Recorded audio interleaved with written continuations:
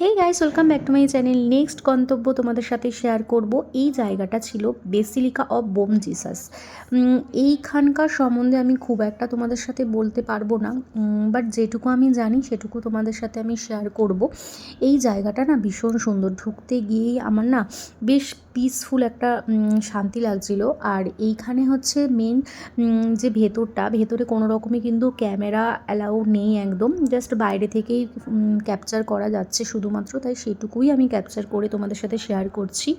এখানেই সবাই কিন্তু যায় একটা মেন কারণের জন্য, যেটা তোমাদের সাথে শেয়ার করলে আমার ভীষণ ভালো লাগতো, যেহেতু ক্যামেরা ভেতরে অ্যালাউ ছিল না। এইখানে কিন্তু সেন্ট ফ্রান্সিস জেভিয়ারের দেহসহ একটি রূপোর কফিন রাখা আছে, যেটা দেখার জন্য মানুষ ছুটে ছুটে যায়। আর গির্জাটা কিন্তু প্রায় 400 বছরেরও বেশি পুরনো, আর এটা হচ্ছে গোয়ার সব থেকে প্রাচীনতম গির্জা। তো আমি যেহেতু ভেতরে কোনো রকম ক্যাপচার করতে পারিনি, সুতরাং তোমাদের এইটুকুই আমি জাস্ট ইনফরমেশান দিতে পারলাম। নেক্সট আমরা চলে গেছিলাম ঠিক তার অপোজিটেই আরও একটা চার্চ।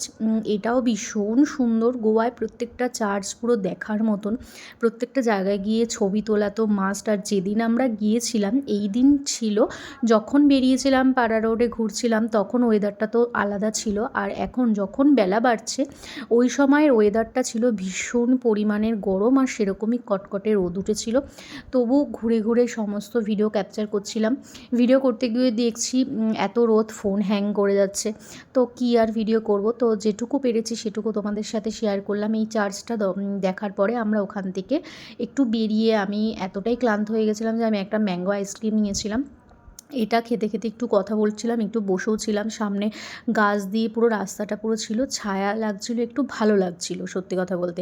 তারপরে আমরা চলে গেছিলাম ফন্টেনান্সের দিকে, কিন্তু ওই ভিডিওটা তোমাদের সাথে আমি নেক্সট ব্লগে শেয়ার করব। কিন্তু এই চার্চটা যেটা দেখার জন্য এত দূর যাওয়া, কিন্তু যেহেতু ভেতরে কাজকর্ম চলছে, সুতরাং আমরা ভেতরে ঢুকতে পারিনি এই চার্চটাতেও, বাইরে থেকেই তোমাদেরকে আমি দেখালাম। তো এই ভিডিওটা আজকের জন্য এইটুকুই। নেক্সট আবার একটা ভিডিও নিয়ে চলে আসবো নতুন ব্লগে। আজকের জন্য এইটুকুই, বাই।